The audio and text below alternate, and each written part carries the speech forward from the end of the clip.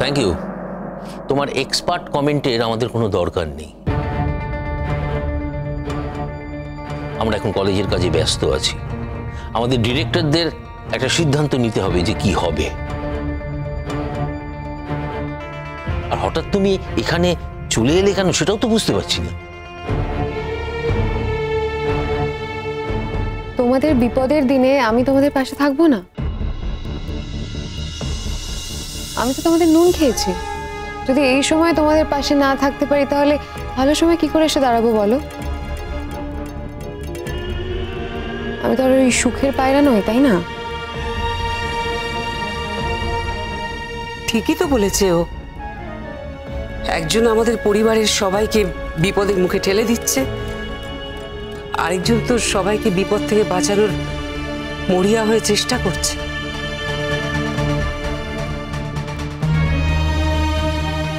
মেজো ঠাকুরপো, তোমরা ভালোটা বুঝো না জানো তো। অবশ্য তোমাকে ভালোটা বুঝতে দেওয়া হয় না।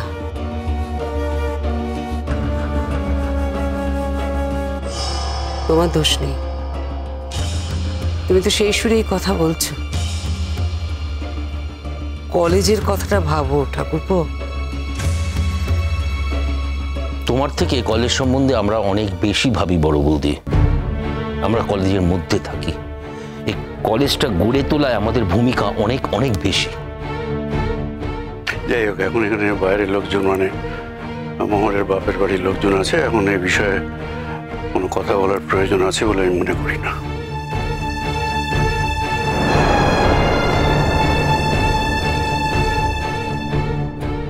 শঙ্খ, আমরা কি একবার কলেজে যাব তাহলে? আমরা কি একবার চেষ্টা করে দেখতে পারি? মানে ওর মা বাবার সাথে কথা বললে হয়তো শুনলেও। আমি যতদূর মেয়েটাকে জেনেছি, ও কারো কথা শুনে কিচ্ছু করবে না। আর যদি শোনার অভ্যেস থাকতো তাহলে শঙ্কর কথা শুনতো। তা তো শোনেনি। আমাদের বাড়িতে এরকম অঘটন কখনো ঘটেনি।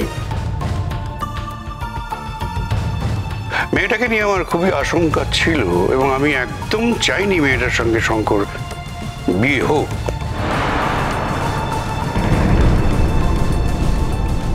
আর সেই ঘটনাটাই ঘটলো, এবং ঘটলো মানে কি, ফুলসজ্জার ঠিক পরের দিন থেকেই। তোমরা শঙ্করকে জিজ্ঞেস করো না। আমি নয় আনহ্যাপি, আমি নয় ওকে দেখতে পারি না, কিন্তু শঙ্করকে জিজ্ঞেস করো না। শঙ্কর তো ভালোবেসে ওকে বিয়ে করেছে, তা শঙ্কর ওর প্রতি এত বিরক্ত কেন? দাদা, একটা কথা কিন্তু আমি খুব ক্লিয়ারলি তোমায় বলে দিচ্ছি। আমি কিন্তু কিছুতেই ওদের শর্ত মানবো না, আর আমি ক্ষমাও চাইবো না।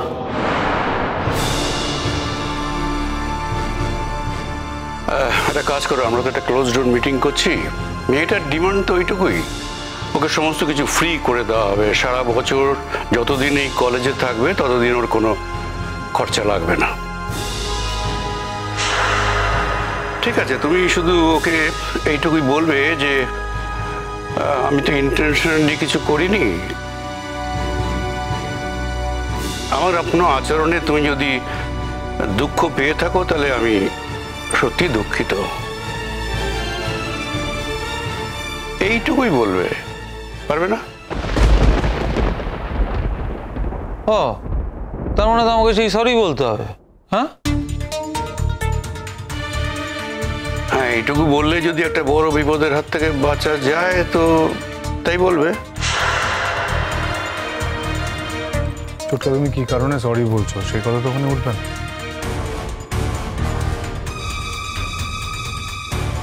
তুমি শুধু এটুকু বলবে যে তুমি মেয়েটাকে কোনো হার্ট করতে চাওনি। যদি কোনোভাবে তুমি হার্ট হয়ে থাকো তাহলে তার জন্য আই এম সরি, ব্যাস এইটুকুই তো বলবে, এর মধ্যে তো আর কিছু নেই। ছোট্ট, এটা তো যে কেউ যে কাউকে যে কোনো সময় বলতে পারে। ঠিক আছে,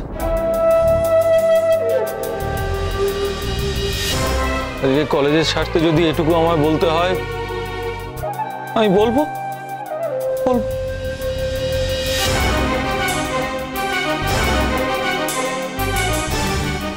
জয়িতা এখানে দাঁড়িয়ে না থেকে যাও না, কুটুম এসছে, একটু মিষ্টি টিষ্টি নিয়ে এসো, যাও। না না প্লিজ, ব্যস্ত হবেন না, আপনারা একটা ঝামেলার মধ্যে আছেন, আজ থাক। না না, এখন আমরা আর মিষ্টি খেতে পারবো না। আসলে আমরা অনেক বেলা করে খেয়েছি তো। তাহলে বলছিলাম যে এখন আমরা কি করব, মানে আমরা কি কলেজে যাব একবার? আমার মনে হয় না যে তোমাদের কলেজে যেতে হবে। হ্যাঁ, এসব ঝামেলা মিটে গেলে যদি মোর আসতে চায় তাহলে আমি ওকে নিজে গিয়ে নিয়ে আসবো। তবে তোমাদের একটা কথা খুব স্পষ্ট করে জানাই, তোমরা প্লিজ তোমার বোনকে বুঝিও। আমাকে পাবলিকলি ইনসাল্ট করেছে, আর ও যেটা করেছে তার মাসুল কিন্তু ওকে গুনতে হবে।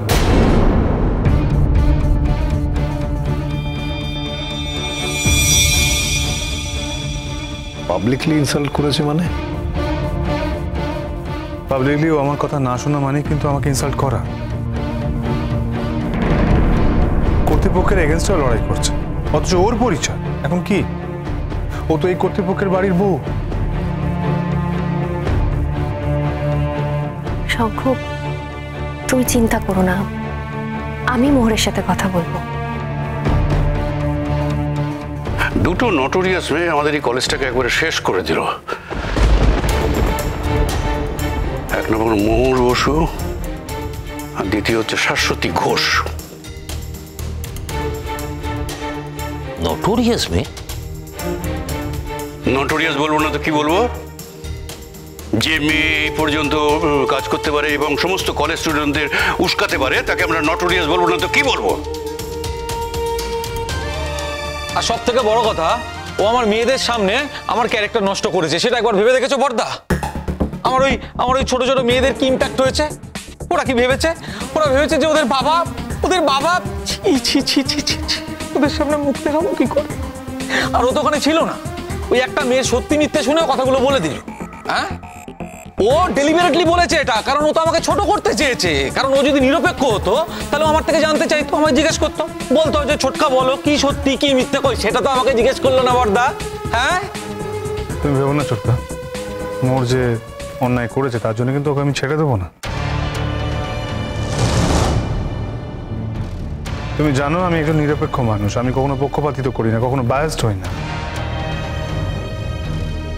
তাই মোহরের ব্যাপারেও আমার কোনো বায়াসনেস থাকবে না। মোহর যে অন্যায় করেছে সেটা কিন্তু অন্যায়, আর মোহরের এই অন্যায়কে আমি অন্যায় বলেই চিহ্নিত করছি। আমি মোহরকে বুঝিয়ে দেব যে ও কত বড় ভুল কাজ করছে। শঙ্খ, মোহর কিন্তু বরাবরই অন্যায়ের প্রতিবাদ করে। আগে অন্যায়টা হয়েছে কিনা সেটা তো প্রমাণ হতে হবে, তাই না? ভগবান তো একমাত্র মোহরকেই পাঠিয়েছে, মোহর বসুকেই পাঠিয়েছে যে পৃথিবীতে যত অন্যায় হবে তার সব প্রতিবাদ ওই মোহর বসুই করবে। আর তো পৃথিবীতে কেউ অন্যায়ের প্রতিবাদ করতে পারে না, তাই না? আপনি এভাবে নিচ্ছেন কেন?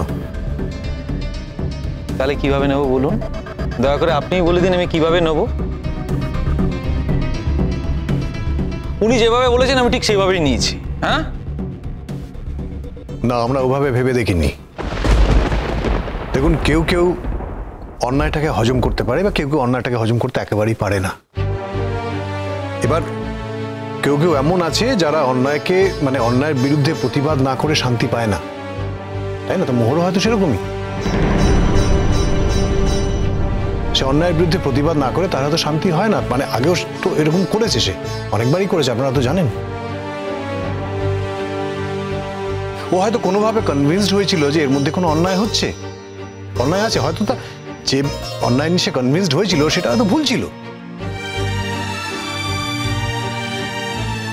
কিন্তু মোহর যেটা করেছে সেটা তার বিশ্বাসের জায়গা থেকে করেছে।